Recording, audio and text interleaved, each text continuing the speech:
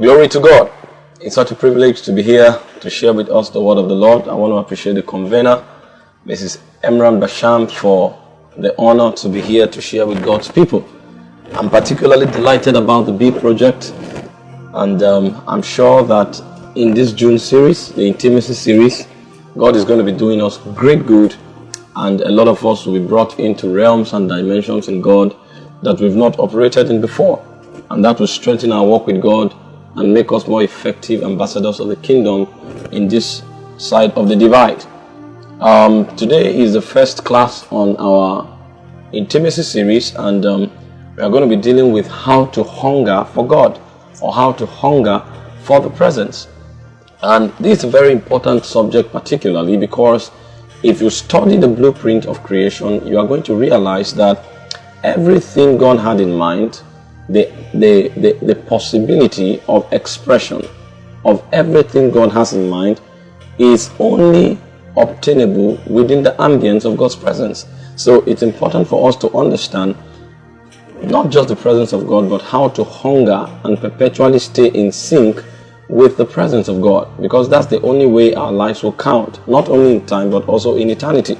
I would like to quickly explain what the presence of God is, because it's possible for somebody to mistake the presence of God to something very mundane, something very earthly, something very sensual. What do I mean by that? A lot of people think because they are crying, they are in the presence of God. A lot of people think because their eyes are closed and they are quiet, they are in the presence of God. I need to explain a few things very quickly for us to understand. So I'll begin this morning by explaining what the presence of God is, and then I'll explain what it means to live in the presence of God. Afterwards, I will also talk about how to hunger for the presence of God, because if I just start talking about hunger for the presence of God, you may not know what the presence of God is, you may not know how to operate in the presence of God, and it may be very difficult for you to make meaning out of what we're talking about. So let me begin quickly by explaining what the presence of God is. It's important for us to understand that there's a difference between being in the Spirit and being in the presence. Being in the Spirit is simply a function of the indwelling Spirit of God within a man's heart. In Romans chapter 8 verse 9, Paul said, "You are not in the flesh, but you are in the Spirit, if so be that the Spirit of God dwell in you. Now, if any man have not the Spirit of God, he is none of Christ."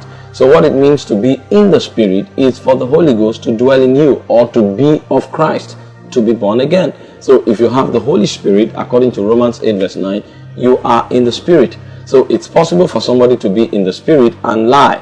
It's possible for somebody to be in the Spirit and fornicate. It's possible for somebody to be in the Spirit and walk in and carry out all the sensualities of life.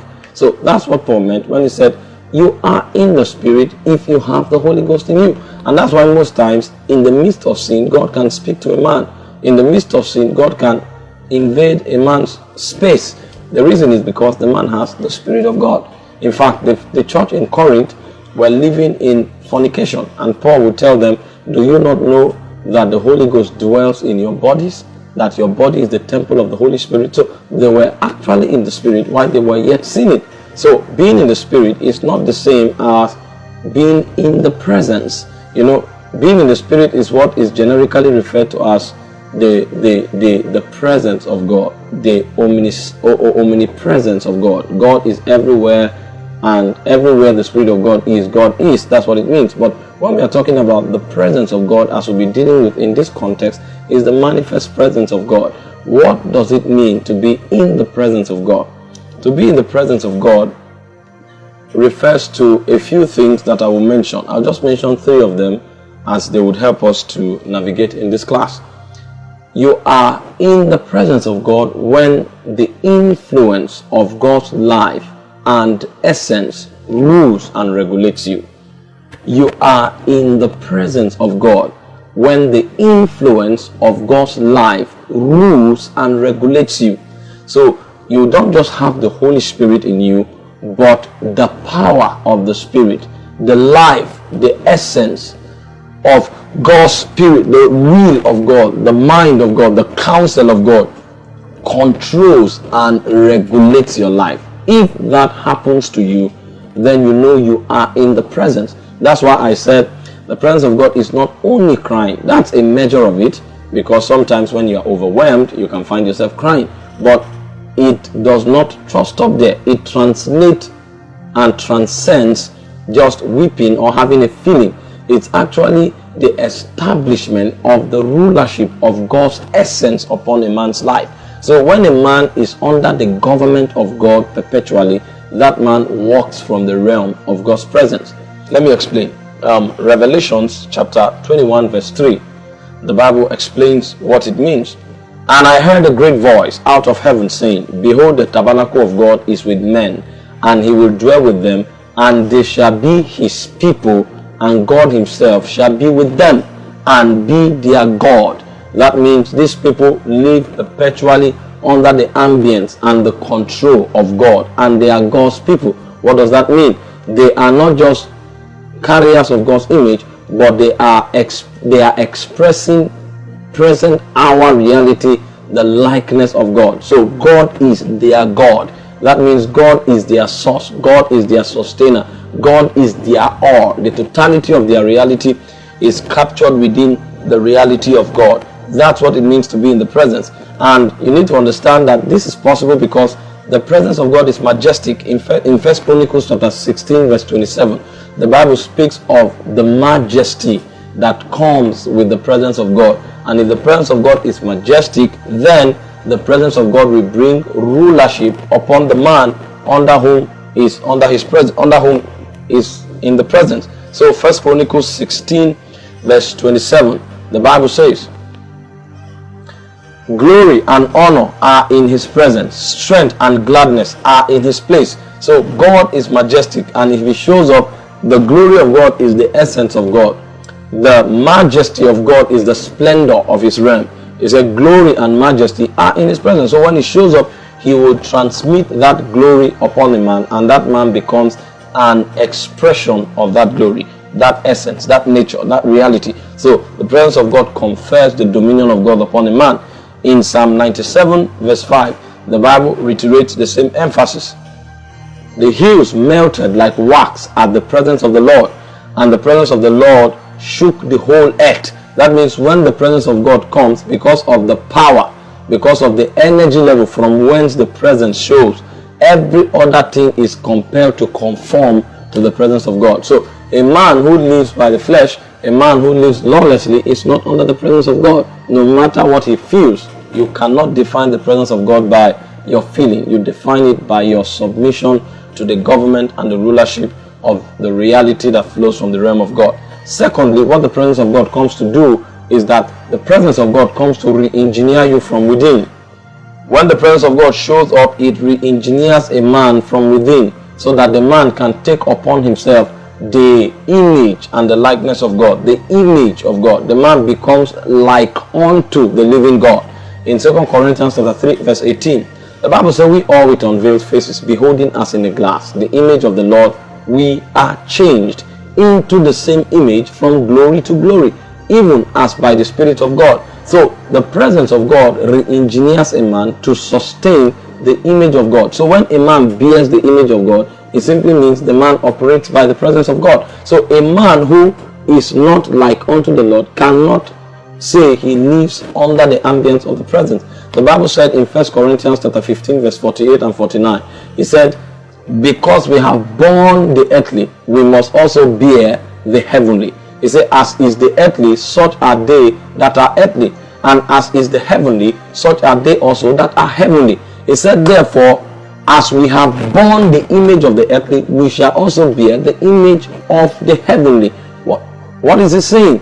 The same way we bore the image of Adam, we must bear the image of Christ. So a man who bears the image of God is a man that walks under the presence. And you must understand that he was speaking to the believers. So Paul was talking to born again Christians. He was not talking to unbelievers. They are born again, of course, they have the image of God, but they cannot express that image. So Paul was referring to the ability to give expression to the image of God. And the only way that is possible is for we all who have the image of God, unveiled faces, beholding as in a glass the image of the Lord. So the presence of God is where God is beheld.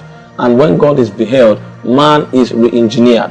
The third thing we need to know about the presence of God is that the presence of God is that atmosphere where the Holy Ghost walks. The Holy Ghost walks in the presence. That's why in 2 Corinthians 3:18, where we just read, it said we are changed into that image from glory to glory by the Spirit of God. So when the Spirit of God is not walking, it means we are not in the presence of God. In Genesis chapter 1, from verse 1 to 3, the Bible said, in the beginning God created the heavens and the earth, and the earth was without form and void, and darkness was upon the face of the deep, and the Spirit of God moved upon the earth. And God said. So God begins to walk when the presence of God saturates the environment. So you need to understand that the presence of God is that environment where God walks. And every believer must come to that point where God can walk and the Spirit of God has liberty of expression.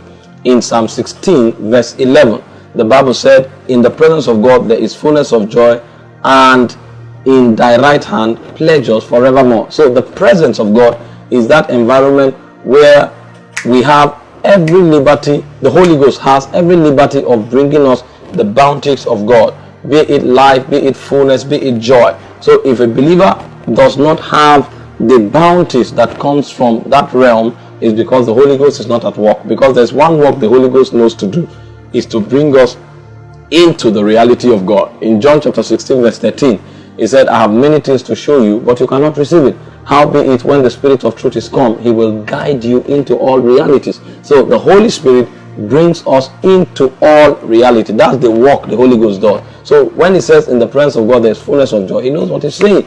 The Holy Ghost brings us into the fullness of the measures of God, the realities that are in the realm of God. So the presence of God is not a feeling. The presence of God is a place where the government and the dominion of God rules. The presence of God is a place where man is transformed into the likeness of God.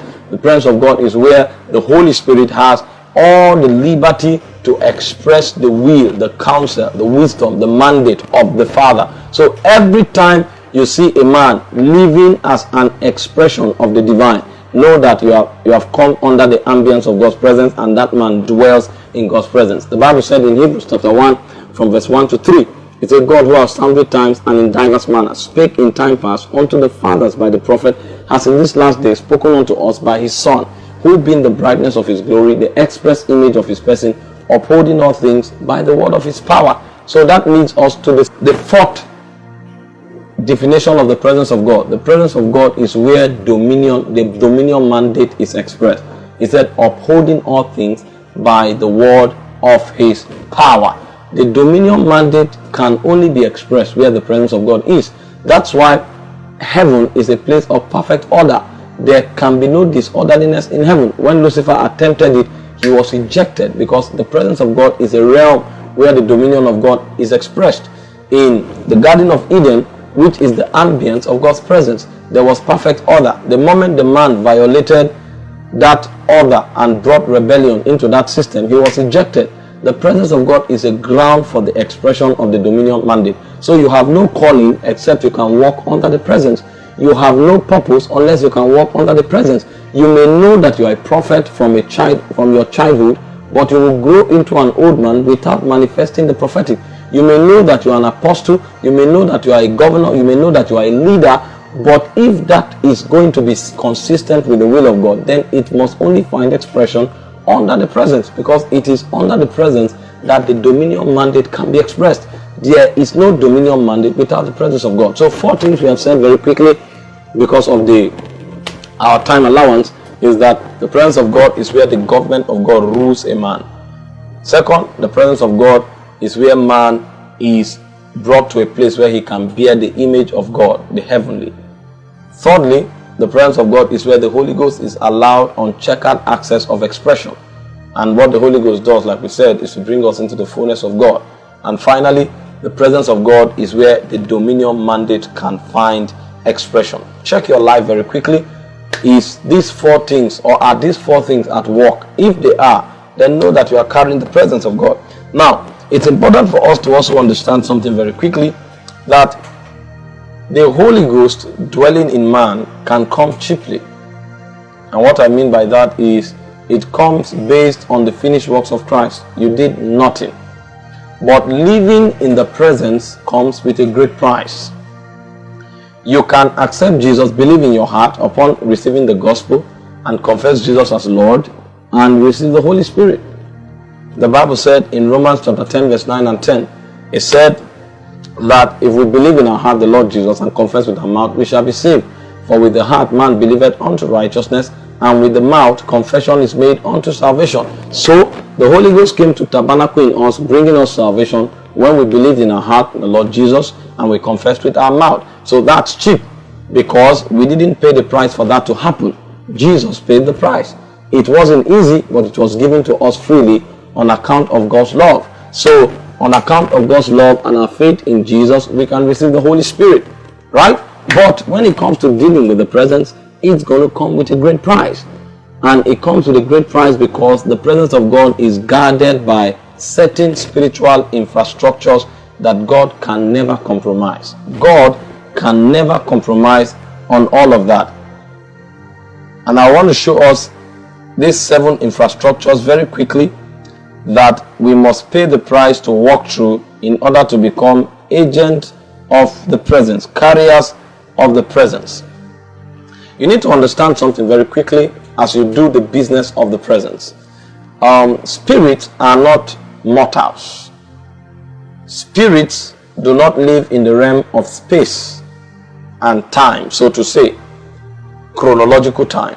Spirits live in the realm of life and are operated by light, or the realm of death and are operated by darkness. Now, what that means is that if I step out of a room, I leave that room behind. So I cannot carry my environment. But because spirit is not regulated by space and chronological time, but regulated by life and light, or darkness and death, spirits can carry their environment. So if a spirit enters a place, he comes with his environment. Now, if he leaves that place, he lives with his environment. He can leave a deposit of his environment, but he carries his environment along with him. That's how they operate.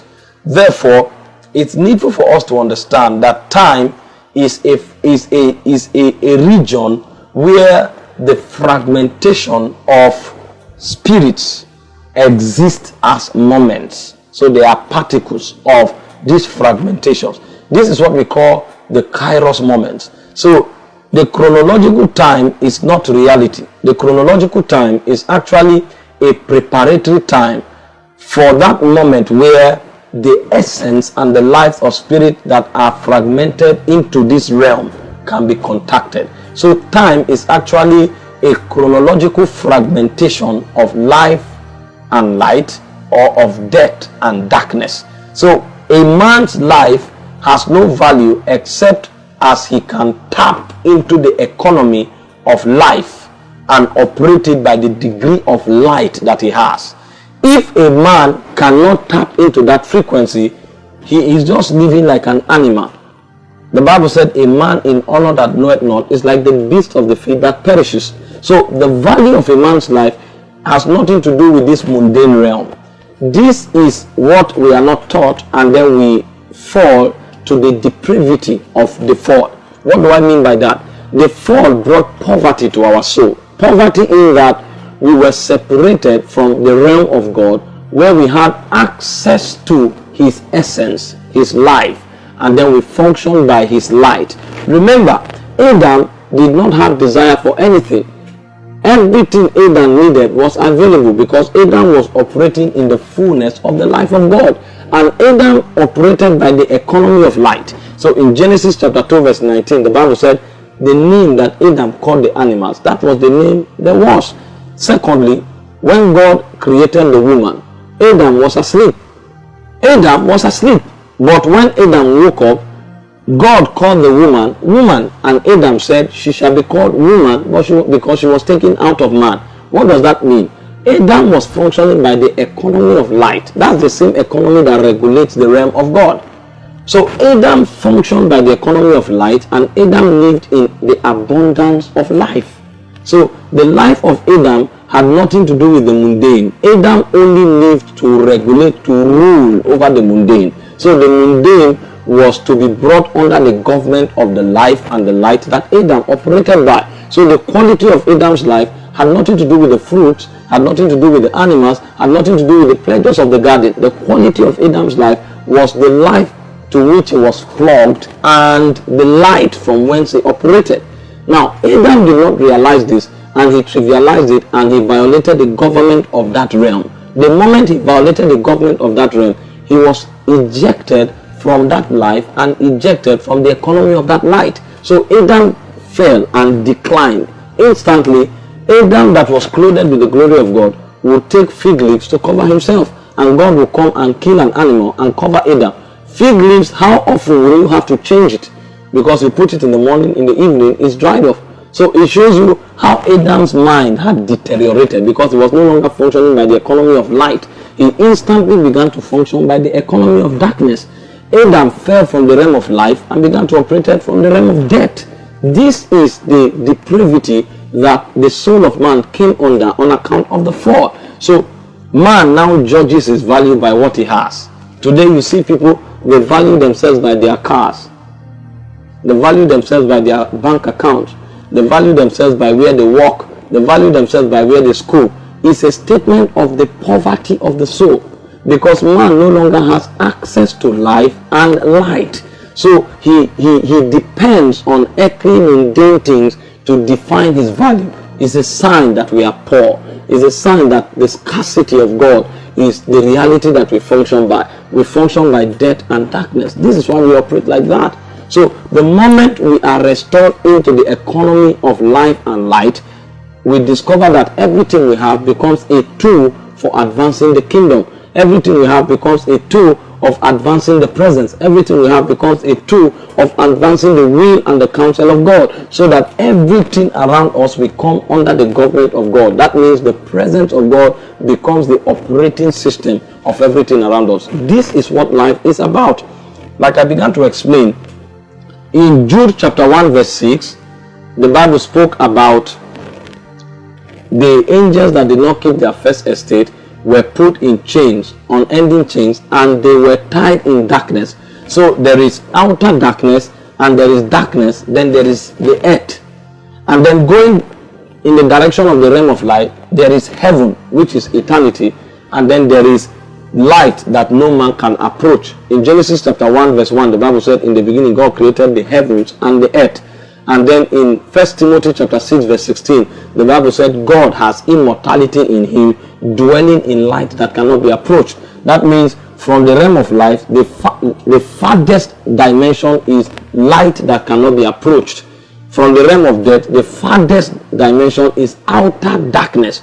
Now, because spirits walk not by the economy of space, the realm of light, the realm of light unapproachable, is the environment of God. Now, when God wants his creation to touch him, to know him, and to feel him, remember the Bible said no being can approach that realm. So what God does is that he transmits his life and his light into eternity, into heaven. So the angels can interact with that celestial dimension of God. They can touch the life of God, they can touch the light of God. But God, the totality of God, is not dwelling in eternity. The totality of God dwells in the realm of light that cannot be approached. However, a measure of his light in a concentrated fashion is in eternity. So eternity is actually a region of concentrated life and light. That's why time becomes inconsequential. That's why time is no longer noticed, because what's happening is that the concentration of God in that realm becomes so thick that you lose the consciousness of time. Remember, when Moses climbed Mount Sinai and God brought that technology of eternity, Moses was there for 40 days and he was not hungry. So the realm of higher concentration came upon Moses. Higher concentration of life, higher concentration of light came upon Moses. And Moses began to navigate into the beginning and into the end. It was Moses that said in the beginning, God made heaven and earth. So Moses went ahead of time, and Moses also went to the end, because Moses was the one that said that at the end, God will descend from Mount Paran with 10,000 of his saints. That's the Armageddon battle. So Moses traveled from the beginning of time to the end of time just in a moment. Why?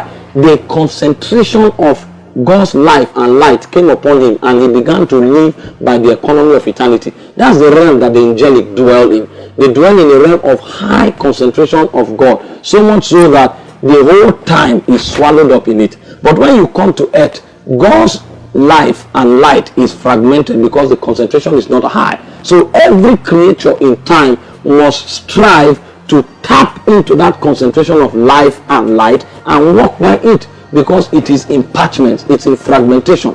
The same thing happens in the realm of death. The Bible said God will cast the rebellious into outer darkness, and there will be gnashing of teeth. What does that mean? It's a realm where you cannot touch any dimension of God at all. There's no mercy, there's no kindness, there's no love, there's no favor. It is only the operation of death and darkness that is there. And that's where the most wicked of demonic beings and the devils dwell, because it is their reality that emits from there. So anybody that finds himself there will be saturated with wickedness, will be saturated with pain, will be saturated with peril. That's why God said there will be gnashing of teeth. As you move into darkness, you will realize that the concentration will reduce. So man can carry out wickedness where sorcerers live, where witches live. They can perpetrate wickedness because they are interacting with darkness, they are interacting with death. Now the earth becomes the battleground. So the quality of a man's life is actually the degree to which he interacts with death, or the degree to which he interacts with light, with darkness, and then brings it into the earth, or the degree to which he interacts with life or light. So our ability to lay hold on life and to walk by the economy of light is the business of the present. I'm taking time to say this because many would say they are born again, and because they are born again, they are in the presence of God, they don't need anything. That's a lie. That is a lie. I told us already from the beginning, you are in the spirit if you have the Holy Ghost, no arguments about it. But you are in the presence of God when you are ruled by his government. You are in the presence of God when the Holy Ghost is at work, can have the liberty to walk in your life. You are in the presence of God when you are constantly being re-engineered into the likeness of God. And then you are in the presence of God when you have access to the bounties of God's Spirit, when you can access it. And this is a statement of how much life and light you have at your disposal, because you can be born again and walk by the economy of death and darkness. Yes, you can walk by the economy of death and darkness, and many are walking by that economy. This is what it means to be a fallen man. So a man can be born again yet live by the economy of the fall, which is death and darkness. So we need to take the business of the presence very seriously. And I'm taking it calm today because it's an introductory class. In our next class, I may touch deeper things, and then I may be a bit spontaneous, much more spontaneous than this to, and all of that. But let's just take it gradually so that we can establish the coordinates. Now, how do you walk perpetually in the presence? You walk perpetually in the presence when you yield to the Holy Spirit at work in you, and he brings the government of the presence to you, and you live by that government. Remember, Adam was created, according to Genesis chapter 1 verse 26, in the image and the likeness of God. Number 2, Adam was blessed and granted the ability to have dominion. Meanwhile, dominion is not multiplication, because God said multiply, replenish the earth, subdue it, have dominion. It's not multiplication. Multiplication is actually a channel of dominion. Dominion is actually your ability to bring your creation, your sphere, under the government of the Spirit, so that your realm can operate by the dictates of the Spirit, and your realm becomes a prototype of the realm where you come from. Earth becoming heaven. That's the idea of dominion. It is earth submitting to the government of God, so that earth becomes the heavens of God. That's what dominion is. So Adam was created in the image and likeness of God. Adam was blessed and given the empowerment for dominion. But Adam's ability to stay in the presence was not just the function of the image and likeness of God. It was not just the function of the ability of God that was in him. It was Adam's continuous compliance to the government of God that determines his access to the presence. So God said to Abraham, of all the trees that is in the garden you may freely eat, but of the tree of the knowledge of good and evil thou shalt not eat, for in the day that thou shalt eat it, thou shalt surely die. And Adam took it for granted and allowed the deception of the serpent. And Adam was deceived of the serpent in Genesis 3 from verse 1 to 5. He ate of the fruit. And God showed up amazingly in Genesis chapter 3 verse 8. And the Bible said the voice of God came walking in the garden in the cool of the day. And naturally when God comes, he synchronizes with Adam. Now God showed up and God said, Adam, where art thou? Adam was still in the garden, but Adam could no longer walk in the realm of God's presence. Adam could no longer access the light of God. Adam could no longer access the abilities of God. He was still in the place, but he had lost contact with God. So God came looking for him. God could no longer sense his vibration, his energy level. And Adam said, I heard your voice in the garden, so I hid myself. And God said, why? Have you violated government?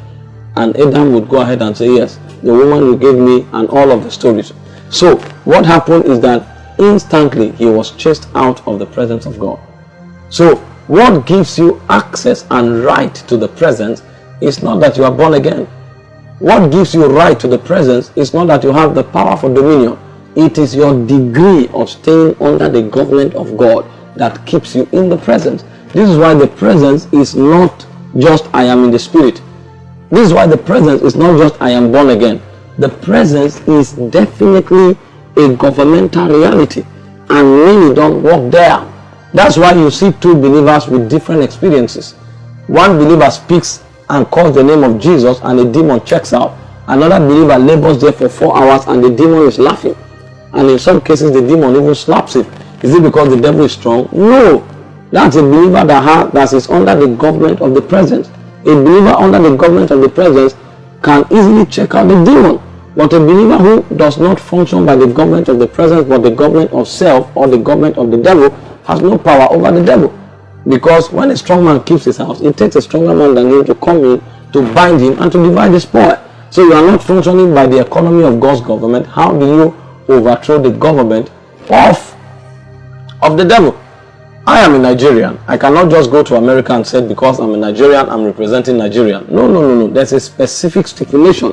Only the ambassador of Nigeria to the US can carry out legislative operation in the US. The reason is not because he's a better Nigeria or more a Nigerian than myself. No, the thing is that he is functioning by delegated authority. He is within the ambit of the government of Nigeria. So it is the government of Nigeria that appoints him, and it's not even enough that he's appointed. While he's there, he must function by the rule and the demands of the government of Nigeria. That's how it works.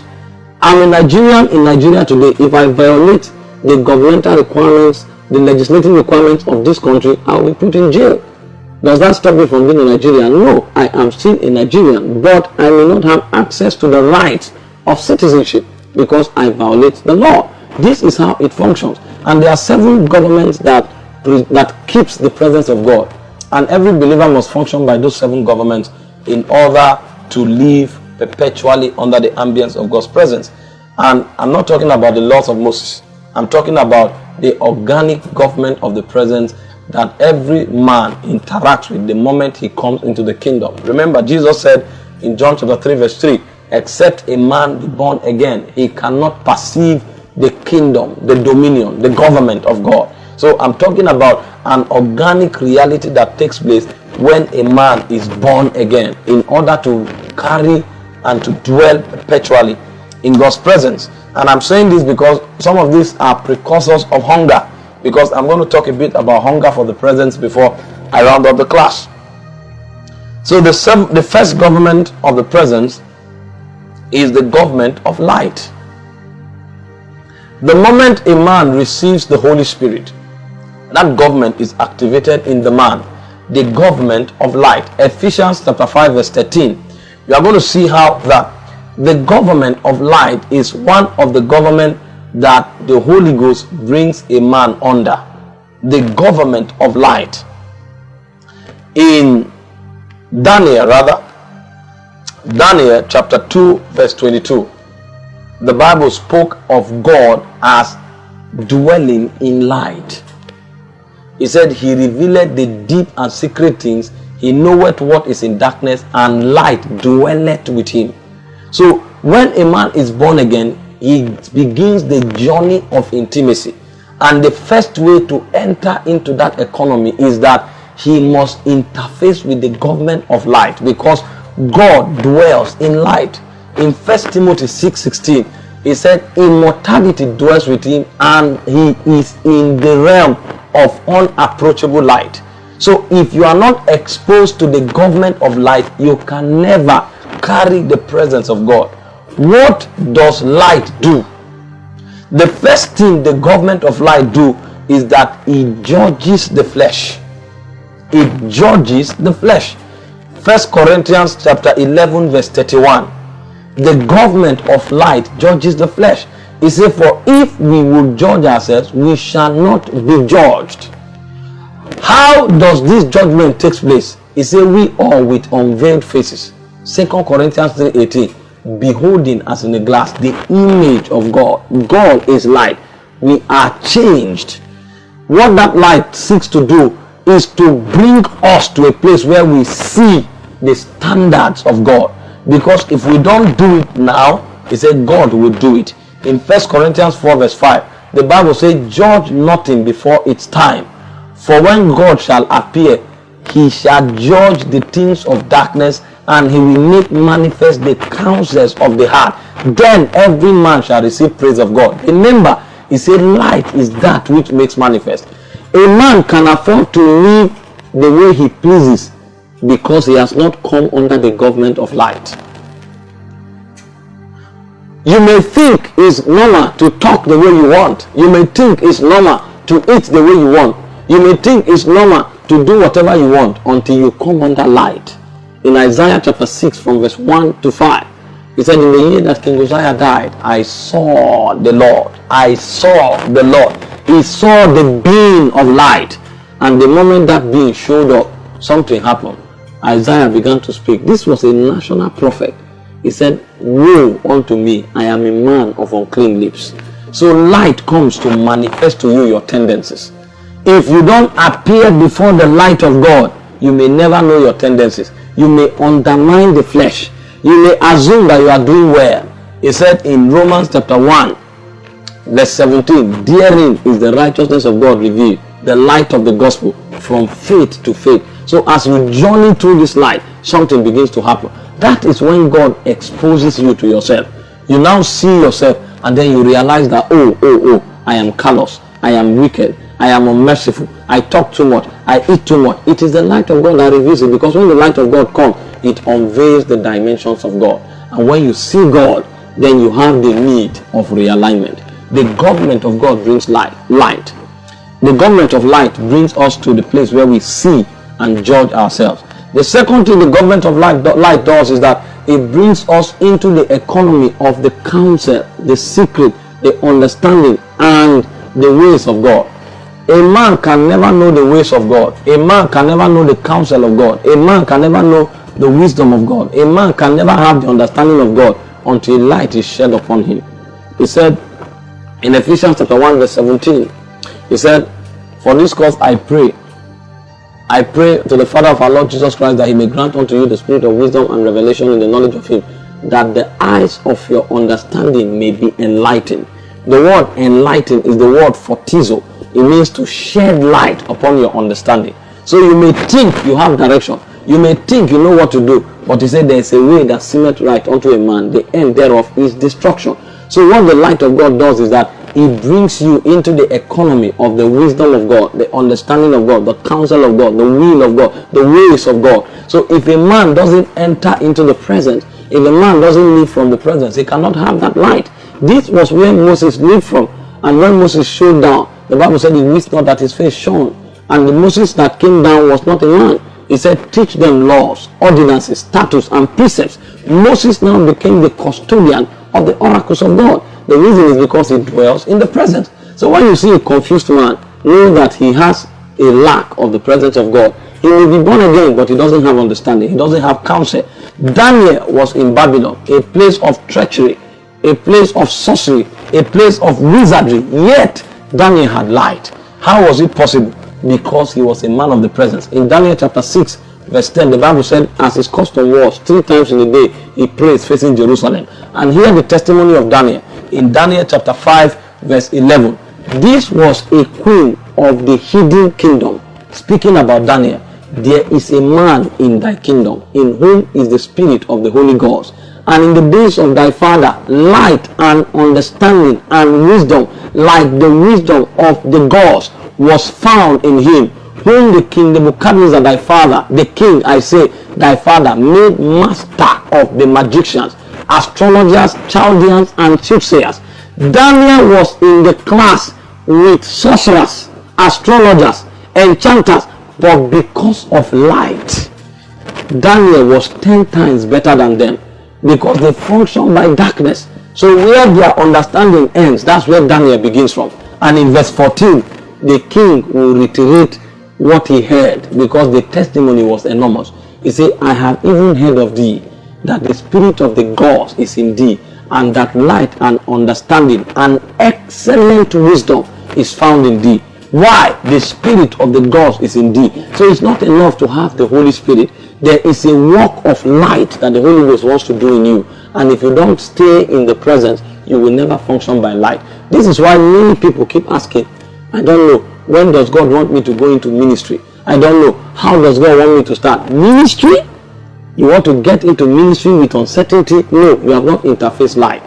When you interface light, you will enter into counsel. You will enter into understanding. The light of God is what brings direction to mortal man. He said it's not given to man that walketh to order his steps. If you have not seen light, you'll be confused. So 2 out of many things light does is that 1, light exposes you to yourself, because it reveals God's standards to you. And when it does that, you judge yourself. Secondly, light brings you into the economy of God's counsel, God's wisdom, and God's understanding. This is one of the facilities that proves that a man walks under the presence of God. It is not feeling based, it is reality based. If you walk under the presence, these dimensions will walk. You will not function by assumptions. Every step I've taken in life, I took because God told me. I don't take steps because I can do. I take steps because God says to do. And every great man you see in this kingdom will always tell you, and God said. And God said. That's a man that functions by light. He has definite direction. Definite direction. And that's how it works. That is how it works. Men of the presence. The second thing, or the second government of the presence, is the government of sound. Sound basically is a conveyor of spiritual realities. Sound is not volume. In a more quantum sense, sound can be discerned by its frequency. You may hear, there are many sounds that are not audible, but they are still sound. So sound is not reduced to audibility. Sound is actually a frequency transmitter, the ability to convey reality. So there is a government in God's presence that conveys and transmits reality. This is why when a man lives under the government of sound, he is a man who is perpetually quickened. So if there is no quickening in your life, it means you are not under the presence. These are indicators of the presence.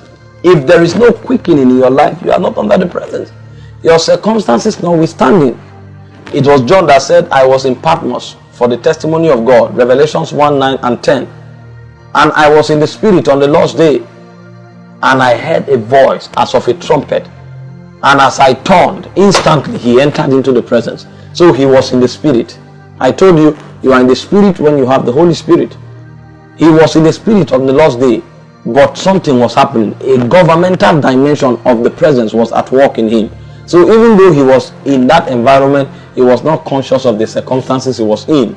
He was not conscious of the desolate nature of that environment. He was in the spirit. He was conscious of God. And the government of sound extended an invitation to him. And he said, I was in the spirit on the Lord's day. And I heard behind me a great voice as of a trumpet. And as I turned, in verse 10, and saying, I am Alpha and Omega, I am the beginning and the end, the first and the last. Suddenly he had entered into a place, and God began to bring him into depth and into layers of mysteries and understanding, simply because he was quickened. So sound quickens us because it needs to convey realities. Acts chapter 2 from verse 1 to 4, the Bible says, when the day of Pentecost was fully come, there came unto them a sound as of a rushing mighty wind, and cloven tongues as of fire, and lighted upon them, and they were filled with the Holy Spirit. If there is no government of sound in your life, you will never receive the quickening of God.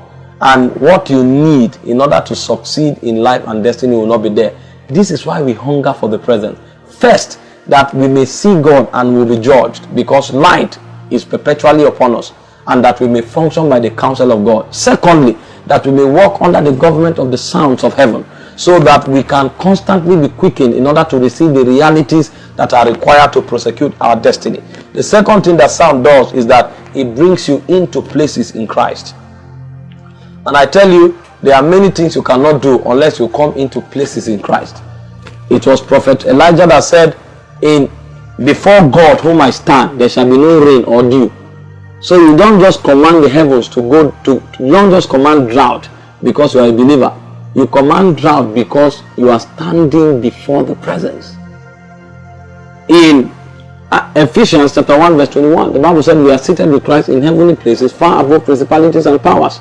Now, you sit there because you are in the presence. That's why there are two believers. One can contend with demons, one can contend with principalities, the others cannot. Both of them are legally assigned to sit with Christ in heavenly places, but one of them is under the government of sound. So one of them is under the government of sound, and because he's there, he can command things in the natural. So when you see a man rebuking demons, when you see a man regulating things in the territory, changing civilizations, customs, patterns, and traditions, know that that man is standing in a place in the spirit. This is why John could not write to the churches until he was carried and quickened by the sound of heaven. When he entered heaven, he could write down. John had written the Gospel of John, 1st, 2nd, and 3rd John. But when he was writing the book of Revelation, he said, any man who reads this book is blessed. Because this one, I brought it from heaven. I entered a place in the spirit, and he began to give direction and perspectives to specific churches. To the angel of the church in Ephesus, to the angel of the church in Philadelphia, to the angel of the church in Laodicea. He was sending specific messages because now he has reality for all of those churches. The reason is because the government of sound quickened him, and the government of sound brought him into places in Christ Jesus. The third thing that you encounter as a man entering or walking in the presence is the government of the fire of God. The government of the fire of God basically purifies. It purifies. So when you see the dimensions of God, the fire is quickened to purify you. This is why Isaiah saw the Lord, and Isaiah began to confess in Isaiah chapter 6 from verse 1 to 6. He said, woe unto me, I'm a man of unclean lips. That's the walking of light. So you see God's standard, you compare it with your standard, and you know that, oh, you are nothing that God desires. But that does not bring a change. The change begins when you begin to mingle with the fire. So Isaiah cried in God's presence, I'm a man of unclean lips. But he didn't stop there. Fire had to come upon him.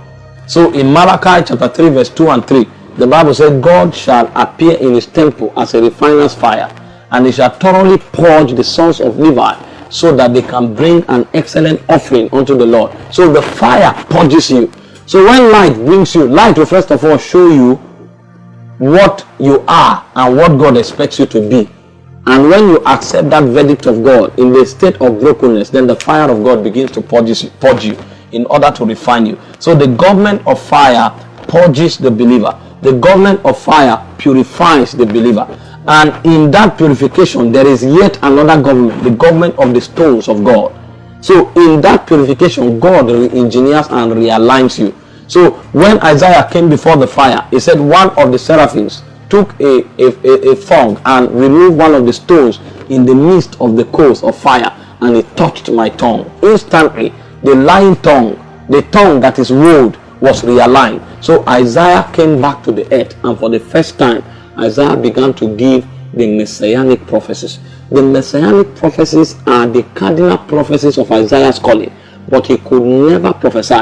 Does that mean he was not prophesying? No, he was prophesying. He was even a national prophet. But what was in God's heavenly charter for his destiny, he couldn't touch it until his tongue was realigned. And Isaiah came from verse 9. He began to talk about the Messiah. That was the cardinal of his calling. But he needed to be touched with the coals of fire. Those stones, the government of the stones brings realignment. The government of the stones brings establishment.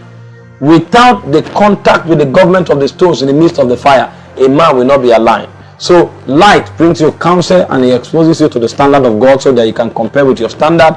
Sound quickens you so that you can enter into places in God, and then it brings you realities, transmit realities from the realm of God to you. Fire brings you purification, and then the government of stones brings realignment. And then thirdly, you come before the government of the crystals of God.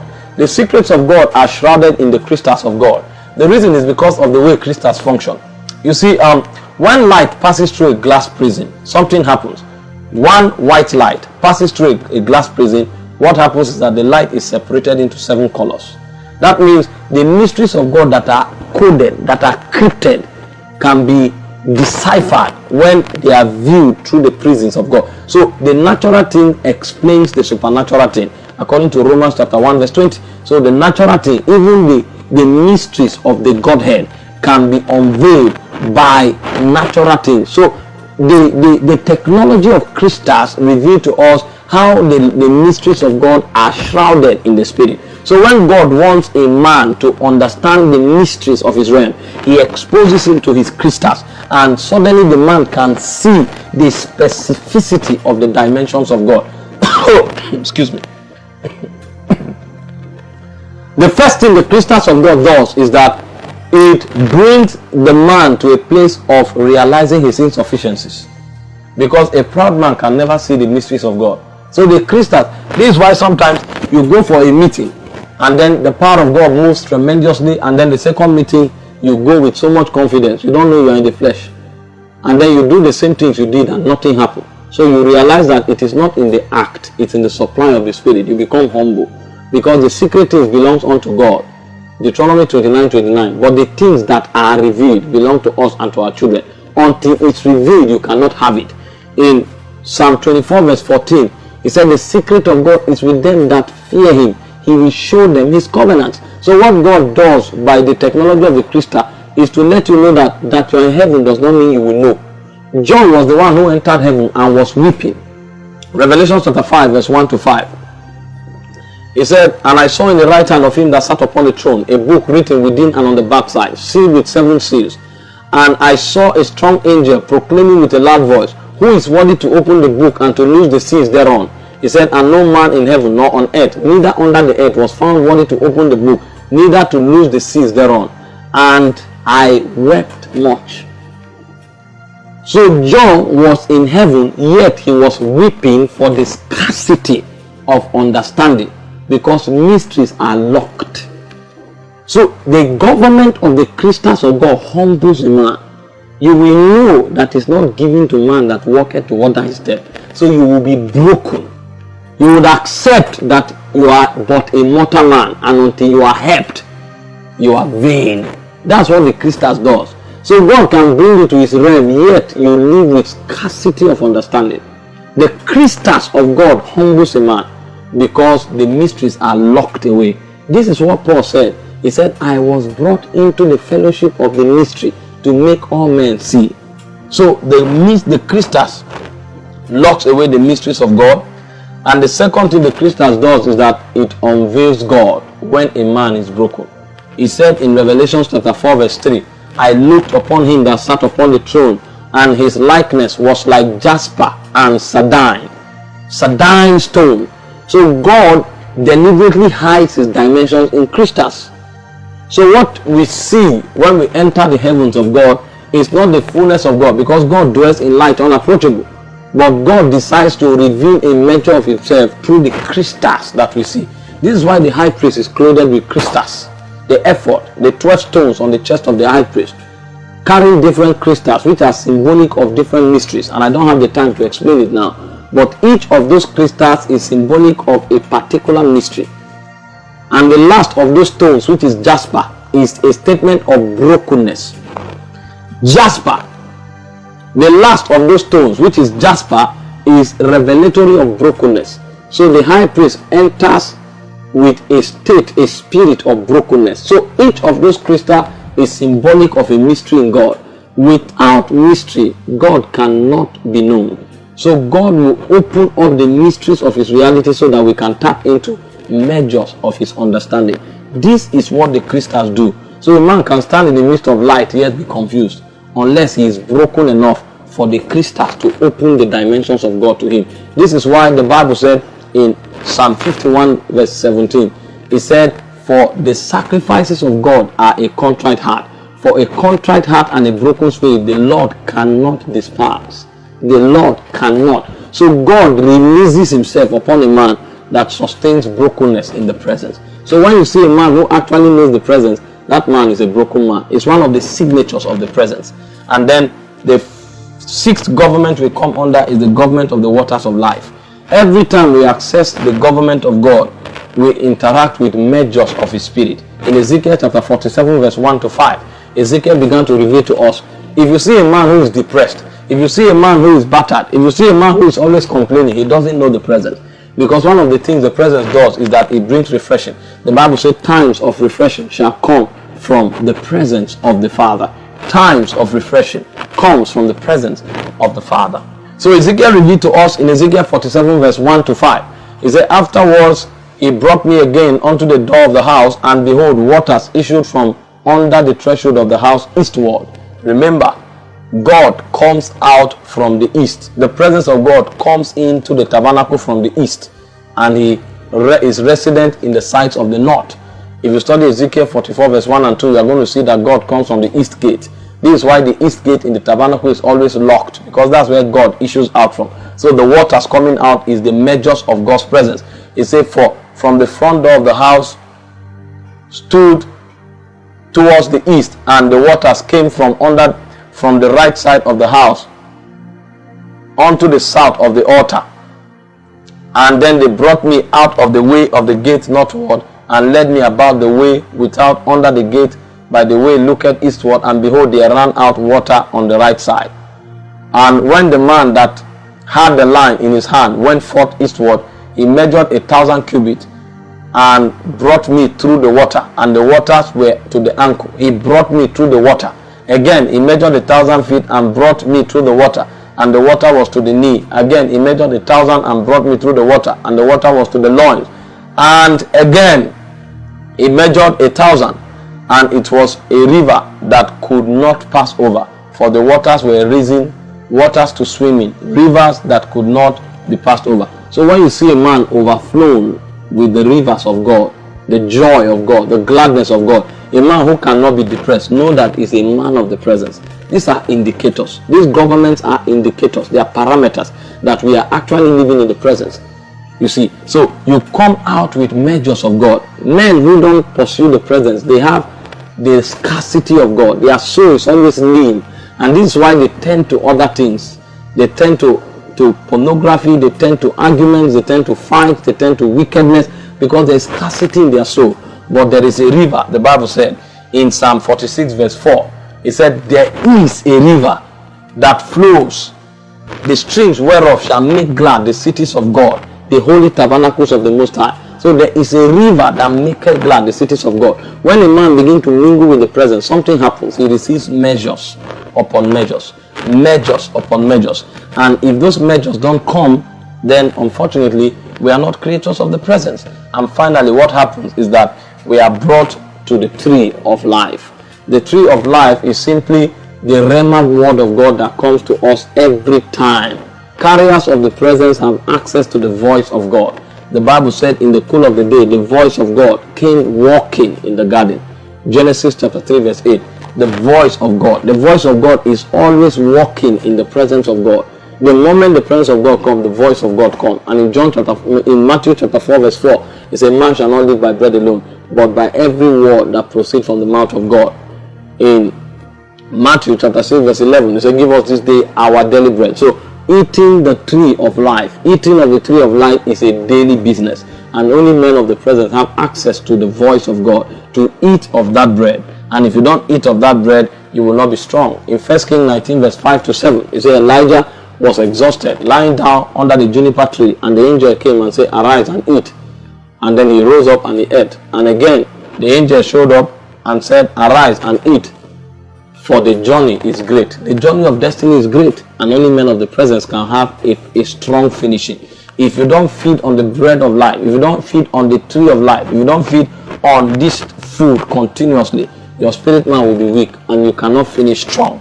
Finishing strong is a function of how much of the lively word is in your spirit. And the second thing this does is that he establishes you in the courts of God. In Genesis chapter 2 verse 9, we saw how that the tree of life was in the presence, the midst of the garden. In Revelation chapter 2 verse 7b, we saw how that the tree of life is in the center of the courts of God. So a man who perpetually feeds of the tree of life is a man that lives in the midst of the presence of God. Revelation 22 verse 2 and 14, the tree of life in the presence of God. So we need to feed of this tree of life every day. Now, having seen some of the benefits of the presence, that one, it brings us under the government of light, and that light, first of all, reveals God's standards to us so that we can judge ourselves. That light brings us into the economy of God's wisdom, understanding, and counsel. And then we saw the government of sound as the quickening power of God to bring us into realms of realities, and as well to bring us into places in Christ Jesus where we can rule and dominate our world. And then we saw the government of fire that purifies us. We saw the government of the stones that aligns us. So having explained what the presence of God is, and then the seven governments that reveals that the presence of God is perpetually upon the man, I want to show us today the hunger for the presence, how to hunger.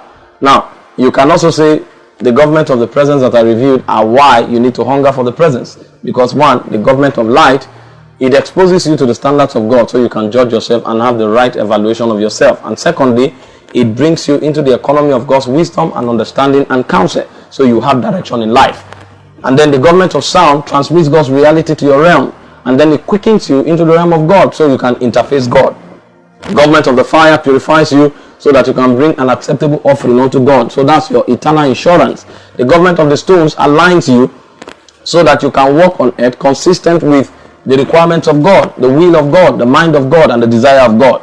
The government of the crystals brings you access into the mysteries of the kingdom, and it is only by mystery that we have a headway in life. It's only by mystery that we rule in this realm.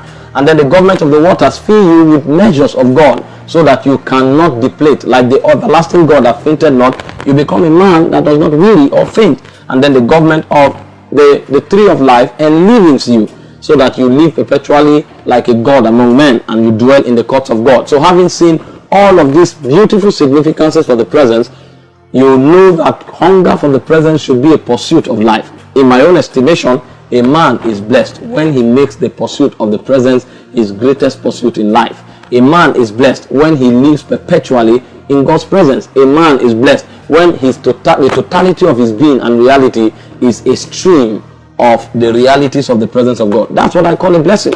And if that happens, that man will not only have abundance in this life, he will also have abundance in the spirit. And that man can change things on earth, including government and civilization. Now, the question we need to answer very quickly now is, how do we hunger for the presence? So, very quickly, how do you hunger for the presence?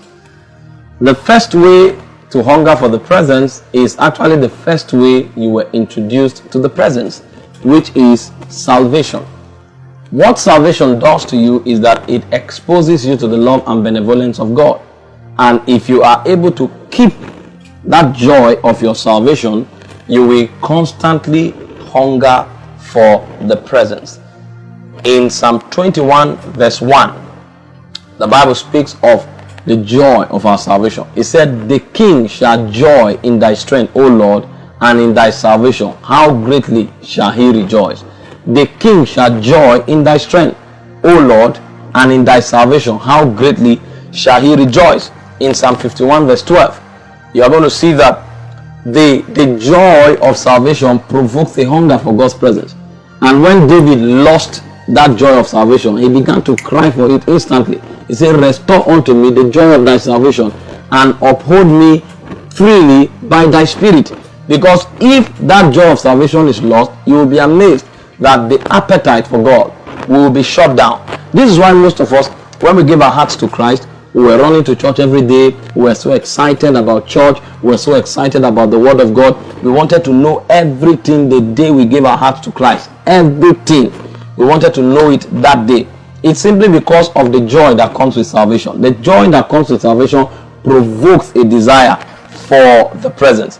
If a man has a genuine salvation, there will be hunger for the presence. So one of the ways to hunger for the presence of God is to be saved.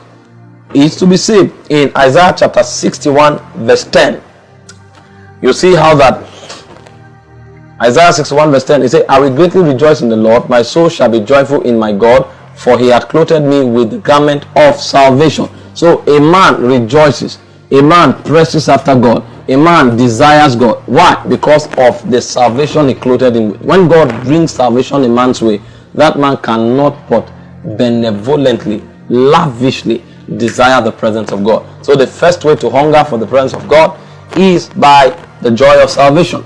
The second way to hunger for the presence of God is by keeping the right company. Because one of the ways to deplete and to diffuse appetite for the presence of God is to stay within the wrong company. If you stay with the wrong company, they will diffuse the hunger of God in your spirit. In Proverbs 27 verse 7, the Bible says, iron sharpeneth iron, as a man the countenance of his friend. For me personally, all my friends are pastors. So you wake up today and then suddenly somebody is praying in tongues from morning till evening, and then something is stirred in your spirit. They challenge you, they stir you unto godliness, they push you unto godliness. Because if you don't have men that sharpen you, if you don't have men that stir you, if you don't have men that motivate you, you will be weary. The excitement of God will go down. Most times the reason we become less excited about God is because we mingle with people who are excited about other things, and they transmit that excitement for other things to us. So one of the special ways, very important way to keep your hunger for the presence of God is by keeping the right company. In Psalm 122 verse 1, David said, I was glad when they said to me, let us go to the house of God. I was glad. I was glad.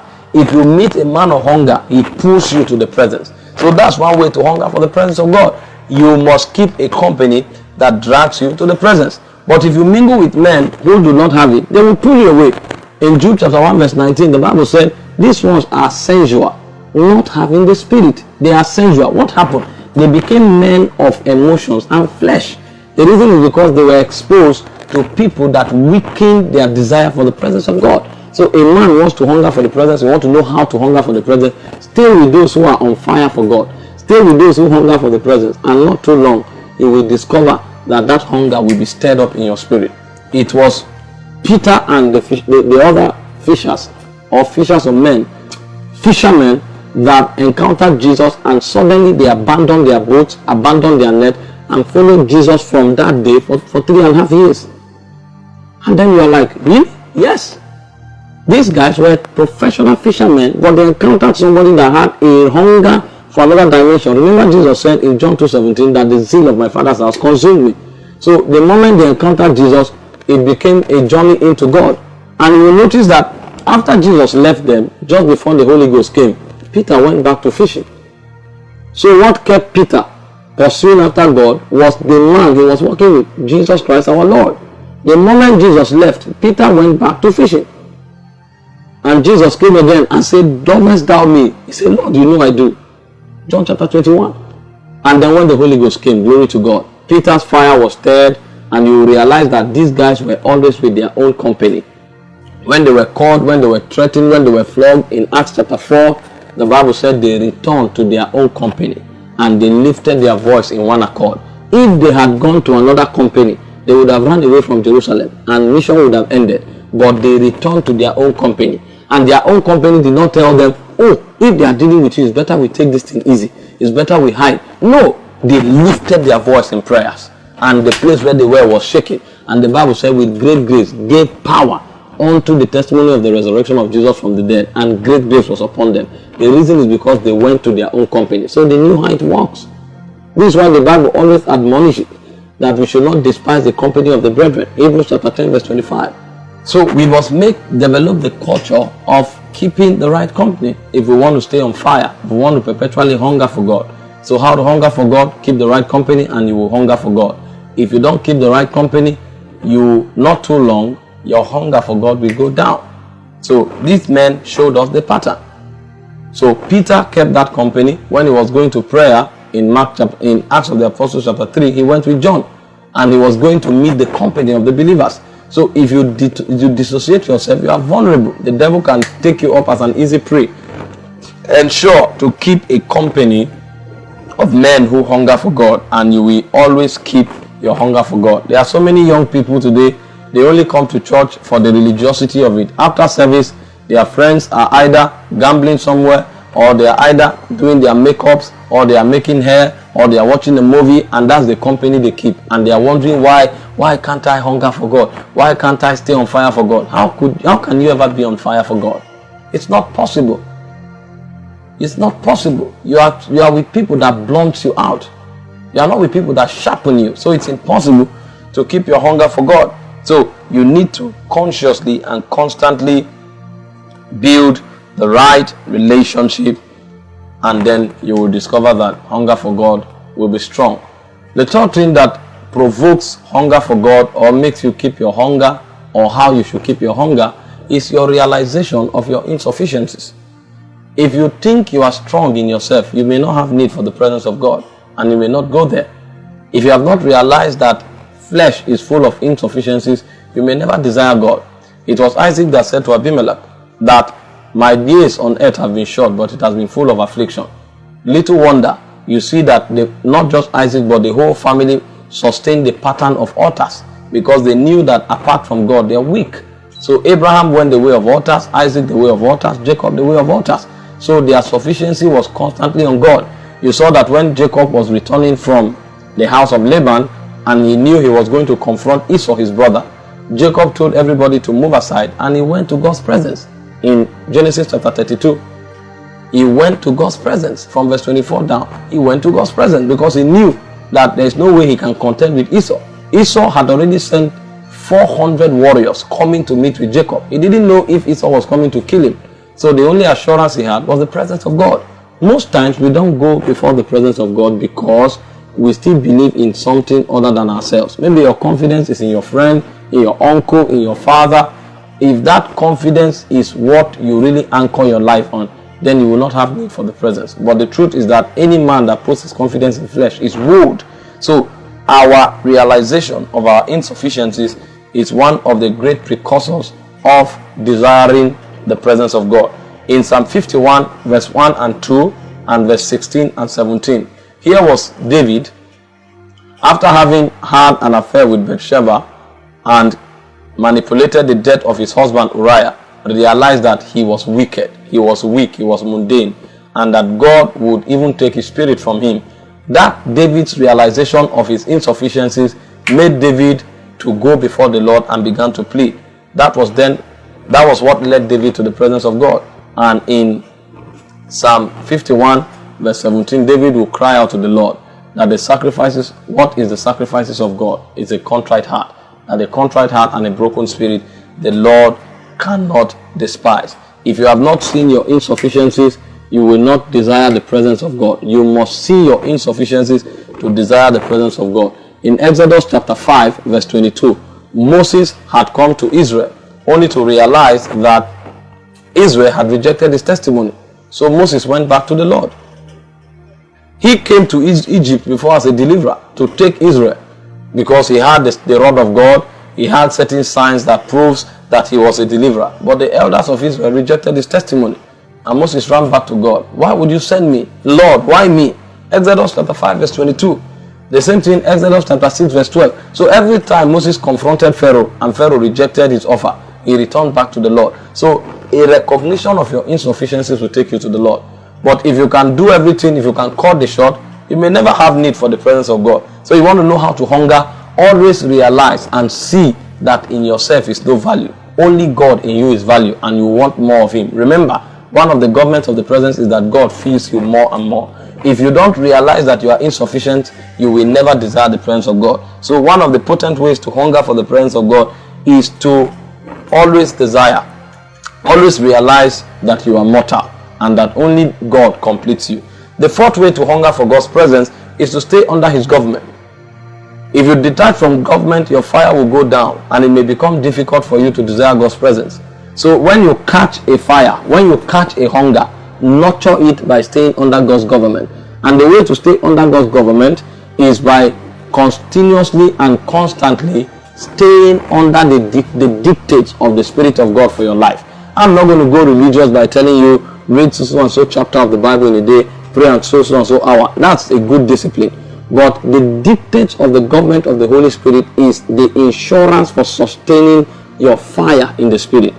The Holy Ghost is the one that knows what your spirit needs per time.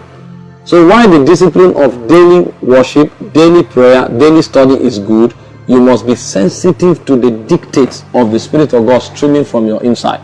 The Bible said in Leviticus chapter 6 verse 12 that the fire on the altar must not be put out. The priest must put wood on it every morning. So when your spirit is revived and you nurture it, it will be natural for you to desire God's presence.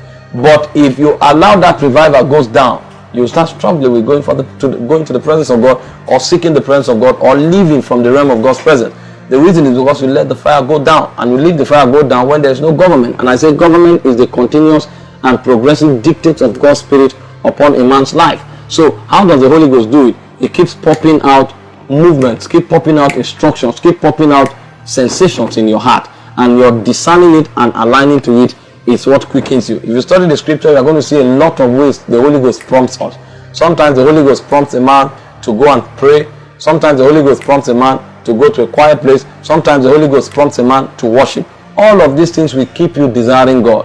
But if you allow a disconnect and the fire dies, it becomes a struggle. So how do I hunger for God's presence? By staying under the government of God, so that I can retain and preserve the fire of God that I have caught and received from God's presence. The fifth way to keep God's presence is the practice of spiritual realities, or what you call spiritual exercise. If you don't have a culture of spiritual exercise, you will not hunger for the presence of God. You may not even know until it is completely diminished.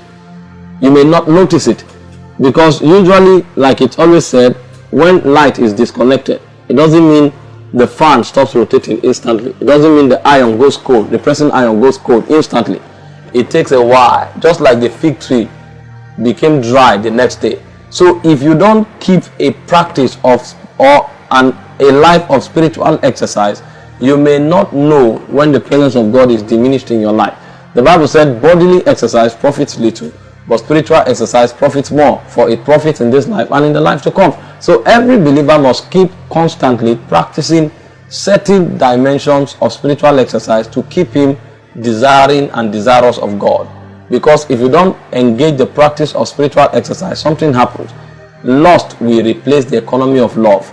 As you practice and engage yourself and exercise yourself in the Spirit, what you do is that you give the Holy Ghost liberty to share the love of God abroad in your heart. And that love of God is what constrains you and causes you to desire God. But if you don't practice, if you don't constantly engage spiritual principles that will keep you on fire for God, that Holy Spirit, the Holy Ghost at work in you would easily, and because of his sensitivity, his restraining force will keep declining in your life. And the point will come when you going to God's presence will become a burden. You stand up to pray at night and for 5 minutes you are already asleep. There is no power in your spirit anymore. Reason because you have not engaged the Spirit of God in you. How do you practice? How do you exercise yourself in the Spirit? The first way to exercise yourself in the Spirit is by developing a culture of prayer. The life of prayer is one of the ways a man keeps his hunger alive. The Bible said in Daniel chapter 6 verse 10 that as his custom was, he prayed 3 times every day. The Bible said in Acts of the Apostles chapter 10 that at about 12 o'clock Peter went to the upper room to pray. The Bible said in Acts chapter 3 from verse 1 that at 3 o'clock they went to the temple to pray at the hour of prayer. So there is a culture of prayer that every believer must imbibe. If you don't have the culture of prayer, not too long, your hunger will die. So the second way to exercise yourself in the Spirit in order to develop the hunger for God's presence is by meditation and contemplation on the Word of God. The Bible says in 1 Timothy chapter 4 verse 13 and 15. He said, until I come, give attendance to reading, to exhortation, and to doctrine. He said, give thyself wholly to these things, that thy profiting may be made manifest unto all. So if a man wants to keep hunger, is by continually feeding on the word of God. That's how you hunger for God's presence. If you want to increase your appetite, all you need to do is to eat more. Even if it's a little more, add more, add more. And before you know it, your appetite becomes so large and you would hardly have enough. So you exercise yourself in studying the word, reading the word, listening to messages, and then meditation on God's word, which is talking the word to yourself and visualizing the word of God. So if you don't do that, you will not know how to hunger for God's presence. You know, these things are supposed to be spontaneous, but they will be spontaneous if we are healthy in the spirit. If a man is not healthy, he will not have appetite for food. And one of the ways to stay healthy is to feed on the word of God. The Bible said, man shall not live by bread alone, Matthew 4 verse 4, but by every word that proceeds from the mouth of God. So you want to know how to hunger for God's presence, just stay on his word. But the thing you need to know about studying the word of God, staying on the word of God, is that when that revival begins in your spirit, follow it up. Most times we allow it, and then the circumstances of life come to choke that appetite, and then we lose it. But if you catch a fire and you begin to nurture it by eating the word of God continually, you would realize that the hunger just keeps growing. He said, my son, in Proverbs 4:20-22, attend to my words, give thine ears to my saying, let them not depart out of thy heart, keep them in the midst of thy heart, for they are life to them that find them. And I told us already, if you are healthy, you'll be hungry. They are life to them that find them. So most times the reason we don't hunger for the presence of God is because we are not alive. We are deadened in the spirit by the anxieties, by the troubles, by the worries of life, by the needs and necessities of life, and it becomes difficult for us to realize that we are creatures of the presence and we're designed to live from the womb of the presence. This is why it's important for us to stay healthy by exercising our spirit through meditation and contemplation. The word meditation is the Hebrew word hagar, and it simply means talking the word to yourself. The word contemplation simply means visualizing the word of God. If you talk the word of God to yourself long enough, you start seeing it play out in your spirit. I'm not talking about those who pick the word to go out and preach. I'm talking about feeding yourself with the word of God until your spirit man becomes strengthened. This is why the Bible said, let the word of God dwell in you richly. So you must have to practice the act of meditation and contemplation. The third way to keep yourself afloat in the spirit and to constantly hunger for God is by being filled with the Holy Spirit, talking to yourself in psalms, in hymns, and in spiritual song, making melody in your heart to the Lord. Sing in the spirit, chant in the spirit, worship God with songs and with praise, and something happens. That praise will constantly launch you into God's presence. In Psalm 100 verse 1-4, the Bible tells us how that it is through praise, through worship, that we come into the house of God and into his courts. So you want to know how to hunger for God? Keep your spirit afloat with chants, with hymns, with melodies, and with spiritual songs in your heart, and you'll see that you are always overflooded with a desire to stay in God's presence. Many don't have these practices. The reason I'm taking time to just share it in the basic way, the way I am doing, is because practice is what sustains it. I can release the energy of God, and then your heart is set on fire. But if that is not, if the practice dimension is not handled well, the fire will just be there for 2-3 days, and then before you know it, you are back to status quo, and the hunger of God will die in your spirit. So you need to constantly practice by prevailing prayers, by meditation and contemplation, and by constantly feeding yourself with the word of God, and with chants, with hymns, with melodies in your heart continually. Finally, the way to keep hunger for God, or to hunger for God's presence, is by the act of waiting. The conscious practice of the act of waiting upon the Lord.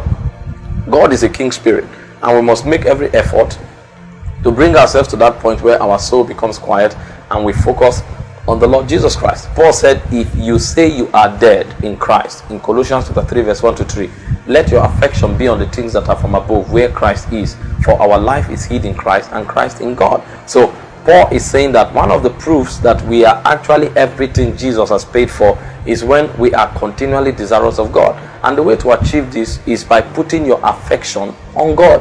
How do you quieten your soul and bring your soul to focus on Jesus Christ? That is what waiting is all about. Waiting is not a state of quietness or closure of the eyes and trying to keep a state of tranquility externally. Waiting is actually a state of inner tranquility where your soul is focused on Jesus Christ. And that, again, beautifully, you can achieve by praying through, by worshiping, by meditation and contemplation, and you would realize that you are having a smooth ride in God's presence. Every one of us must become a creature of the presence. This is why you and I were designed. We were designed to mingle with God so much that our lives become conduits through which the dimensions of God, who is locked in the Spirit, is manifested in our world. This was the life that Jesus, the pattern man, came to reveal to us. He said, God, who at sundry times and in diverse manners spake in time past unto the fathers by the prophet, has in this last day spoken unto us by his Son, who being the brightness of his glory, the express image of his person, upholding all things by the word of his power. Philip was the one who asked Jesus, show us the Father and we will believe. And Jesus said, you mean you've been with me and you still ask me of the Father? Whoever have seen me have seen the Father. That means Jesus was a continuous overflow of the dimensions of God, of the life of God, of the power of God, of the glory of God. He dwelt in the presence, and this is the culture of Jesus Christ. If you look at the life of Jesus, you are going to see consistent fellowship with the people of God. You are going to see consistent prayer. You are going to see consistent study and meditation on the word of God. The Bible said in Luke chapter 6 verse 16 that he went into the temple to read as his custom was. So Jesus this was the life of Jesus Christ. And every believer who wants to be a man of the presence, walking under the dominion of God and conferring the same dominion to his word, must become a man of the presence. And these practices must become your lifestyle. Remember, spirits respond to consistency because power dwells with consistency. If you will practice these things and not just approach it religiously or emotionally, you would realize that your life will become an endless stream of the multifaceted dimensions of God.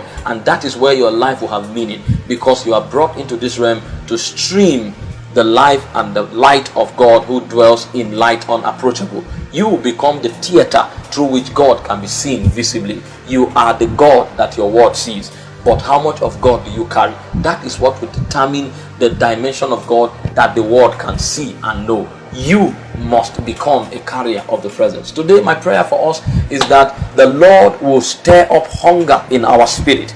I pray that the fire of God that ignites the spirit of man will come upon somebody listening to me today, and that the energy of God will overwhelm somebody today, and that hunger that is in our spirits, because we are born in the image and the likeness of Christ, will rise up and overwhelm us, and will become creatures of the presence, living perpetually in the presence and reflecting the same. I release grace upon somebody today to seek the presence of God. I make somebody today, by the anointing of God's Spirit, a seeker of the presence. I decree that life begins to amplify itself by the protocol of light and understanding in the womb of somebody's spirit today. I ask that the wombs of your spirit be enlarged, so that women who can groan in the spirit to birth dimensions will be born. I decree today that your life move forward in the direction of God's presence. Every force that have countered you, every force through loss, through oppression, through condemnation, that has kept you away from the presence, in the name of Jesus Christ, I decree that those forces are shattered and right now come alive in the spirit. I call forth the dimensions of God that are locked up in your spirit, waiting to find expression, to begin to flow like a river. Let it flow like a river in the name of Jesus Christ. As you go into your word, may your eyes glow with the eyes of God. May your hand flow with the life of God. And may your utterances become an effulgence of the nature, the power, and the glory of God. I declare that everyone listening to me today will not just be a carrier of the presence, but will become an agent of dominion that will bring the kingdom to your sphere of influence. Your country will come under the presence of God because you are there. And every one of us that is supposed to contribute our quota to the quorum in the spirit, to bring down the glory of God and to make up for the territorial ranking that is required for the overflow of the glory of God, you will be part of it, and you will be nominated by the election and the politics of heaven, so that the abilities of God will make you a distinctive capacity bearer in your generation. In the name of Jesus Christ, I thank you, Father, because these words are established and perfected in Jesus' name. Thank you so much, Pastor Arian Bashan, for having me. It's such a great honor. And until I come your way again, may the Lord bless you richly. It's such a great honor to be part of the B project. And I believe that somebody's life has just been shifted. I tell you the truth, in Christ Jesus, many of you will come into corridors of encounter. and you will receive greater ability to seek after God's presence. The encounter that bets hunger in the spirit of a man is released upon you. I didn't preach about that because that will come upon you by impartation. And I declare that women will rise in the order of Deborah. I declare that judges will rise from among you. Princes in the spirit will rise. Elders, wise men, cunning artificers, judges, men of order and rank in the spirit, men of stature that can move the hand of God and shape territories and alter negative civilizations for good will rise from among you in the name of Jesus Christ. I release grace, I release virtue upon you, and I know that your life will never remain the same again. You will be a voice in your generation, and darkness will recognize that truly you are an ambassador of the kingdom, because the kingdom is upon your shoulder and you will bring it to your world in the name of Jesus Christ. Thank you so much, man. It's such a great honor. I look forward to our next session, and I believe it's going to be power-packed, because that session will come with life and power, and it will be full of impartations as the Spirit of God will enable. God bless you.